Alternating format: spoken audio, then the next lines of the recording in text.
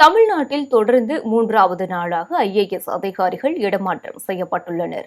தமிழ்நாட்டின் முதலமைச்சராக ஜோசப் விஜய் பொறுப்பேற்றது முதல் ஐஏஎஸ், ஐபிஎஸ் அதிகாரிகள் அதிரடியாக பணியிடமாற்றம் செய்யப்பட்டு வருகின்றனர். நேற்று மூன்றாவது நாளாக பல்வேறு துறைகளைச் சேர்ந்த 10 ஐஏஎஸ் அதிகாரிகள் பணியிடமாற்றம் செய்யப்பட்டுள்ளனர். அதன்படி உதயநிதி ஸ்டாலின் துணை முதலமைச்சராக இருந்தபோது அவரது செயலாளராக இருந்த பிரதீப் யாதவ் ஐடி துறைக்கு மாற்றப்பட்டுள்ளார். கரூர் மாவட்ட ஆட்சியராக முத்துக்குமரன், திருவள்ளூர் மாவட்டம் பொன்னேரி சார் ஆட்சியராக அப்துல் ரசாக் நியமனம் செய்யப்பட்டுள்ளனர். மீன்வளத்துறை இயக்குநர் முரளிதரன் வேளாண் துறை இயக்குநராக இடமாற்றம் செய்யப்பட்டுள்ளார். மாநில மனித உரிமை ஆணையராக முருகேஷ், வேளாண் துறை இயக்குநராக முரளிதரன், ஸ்ரீபெரும்புதூர் துணை ஆட்சியராக நல்லசிவன் நியமனம் செய்யப்பட்டுள்ளனர்.